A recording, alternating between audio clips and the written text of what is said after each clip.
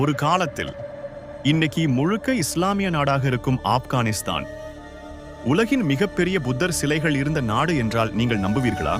1500 ஆண்டுகளுக்கு முன் அங்கே ஆயிரக்கணக்கான பௌத்த சந்நியாசிகள் வாழ்ந்தனர்.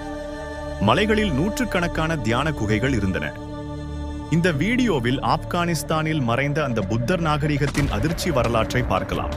ஆப்கானிஸ்தானில் உள்ள பாமியான் வேலி ஒரு காலத்தில் பௌத்த கலாச்சாரத்தின் மிகப்பெரிய மையமாக இருந்தது. அங்கு மலைப்பாறையில் செதுக்கப்பட்ட 2 பெரிய புத்தர் சிலைகள் இருந்தன. ஒரு சிலை 55 மீட்டர் உயரம், மற்றொன்று 38 மீட்டர் உயரம். அந்த காலத்தில் இவை உலகின் மிகப்பெரிய புத்தர் சிலைகளாக இருந்தன. இந்த சிலைகள் கிறிஸ்துவுக்கு முன் 6ஆம் நூற்றாண்டில் பாறையை செதுக்கி கட்டப்பட்டவை. இந்த பெரிய புத்தர் சிலைகளை சுற்றிலும் 700க்கும் மேற்பட்ட குகைகள் இருந்தன. இந்த குகைகள் பயன்படுத்தப்பட்டது.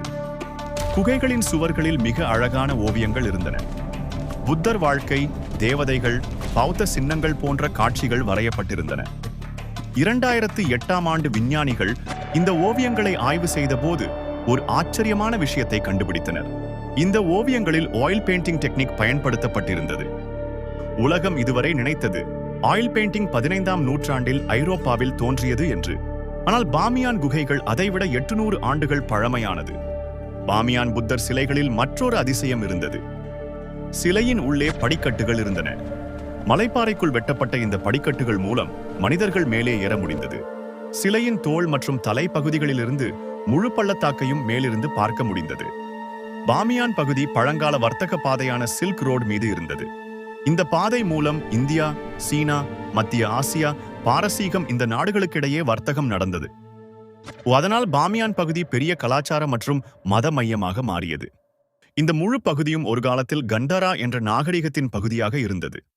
இந்த கலாச்சாரம் இந்திய, கிரேக்க, மத்திய ஆசிய கலாச்சாரங்கள் கலந்து உருவாகியது. இந்த கலவையால் உலக புகழ் பெற்ற கண்டரா ஆர்ட் உருவானது. கிறிஸ்துவுக்கு முன் 4ஆம் நூற்றாண்டில் அலெக்சாண்டர் தி கிரேட் இந்த பகுதியை கைப்பற்றினார். அதன் பிறகு கிரேக்க கலை மற்றும் இந்திய மதம் இரண்டும் சேர்ந்த புதிய கலை பாணி உருவானது. அதனால் கண்டரா புத்தர் சிலைகளில் கிரேக்க கலை பாணி காணப்படுகிறது.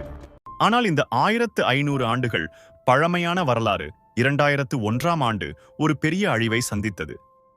அப்போது ஆப்கானிஸ்தானை ஆட்சி செய்த தாலிபான் பாமியான் புத்தர் சிலைகளை டைனமைட் வைத்து அழித்தனர். இது உலகம் முழுவதும் பெரிய அதிர்ச்சியை ஏற்படுத்தியது. இன்று அந்த சிலைகள் இல்லை. ஆனால் பாமியான் மலைகளில் இருக்கும் அந்த வெற்றிடங்கள் ஒரு காலத்தில் அங்கே இருந்த மகத்தான நாகரிகத்தை நினைவூட்டுகிறது. வரலாறு மறைந்தாலும் அதன் கதைகள் இன்னும் உயிருடன் இருக்கின்றன. இந்த வரலாற்றில் உங்களுக்கு ஆச்சரியமளித்த விஷயம் என்ன? கமெண்டில் சொல்லுங்கள். மேலும் இப்படிப்பட்ட வரலாற்று கதைகளுக்கு தமிழ் சேனலை சப்ஸ்கிரைப் செய்யுங்கள்.